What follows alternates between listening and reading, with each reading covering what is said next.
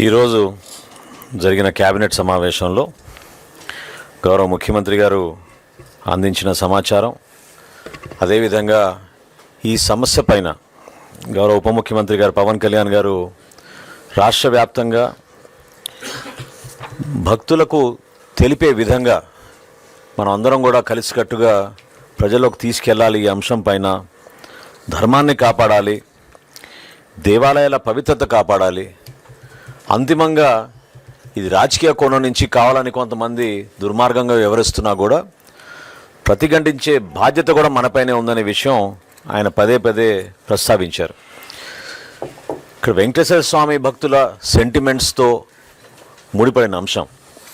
ఇప్పుడే సోదరులు కేశవ్ గారు చెప్పినట్టు ఎక్కడ కక్ష సాధింపు లేకుండా పారదర్శకంగా చేసే కార్యక్రమం 100% ప్రజలకి తెలపాలనే ఉద్దేశంతో ఈరోజు ఇంత సుదీర్ఘంగా 3.5 గంటల సేపు కేబినెట్ సమావేశం జరిగినప్పుడు మధ్యలో గౌరవ అడ్వకేట్ జనరల్ గారిని కూడా ఆహ్వానించి ఆయన సలహా కూడా తీసుకుంటే ఉత్తమంగా ఉంటుందన్నప్పుడు కేబినెట్లో ఆయన్ని కూడా ప్రత్యేకంగా ఈరోజు ఆహ్వానించి సమాచారం, వాస్తవాలు ఏంటి, ఏ విధంగా ప్రొసీడ్ అవ్వాలనే విషయం పైన చాలా కూలంకషంగా చర్చించాం.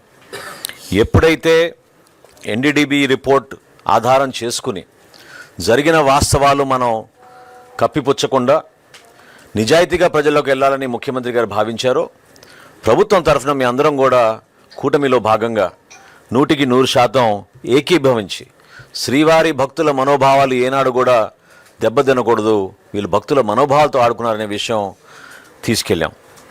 ఈరోజు క్యాబినెట్లో చర్చకు వచ్చిన అనేక అంశాలు నిజంగా చాలామందిని ఆశ్చర్యపరిచినాయి.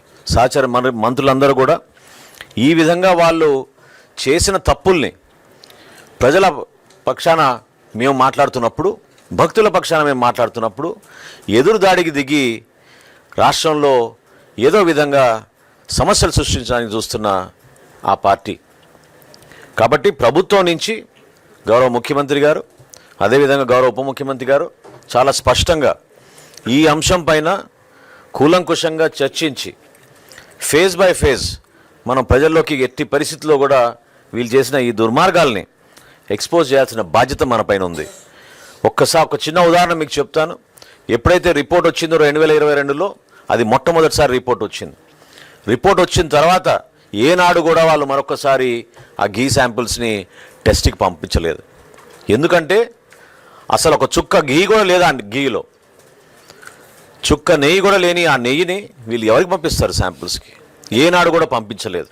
అదే మన కూటమి ప్రభుత్వం వచ్చిన తర్వాత ఇప్పటి వరకు దాదాపు 12 నుంచి 15 సార్లు ఈ ల్యాబ్ టెస్టింగ్కి పంపించి ఎప్పటికప్పుడు నాణ్యత లోపం లేకుండా ఉండే విధంగా జాగ్రత్తలు తీసుకుంటున్నాం.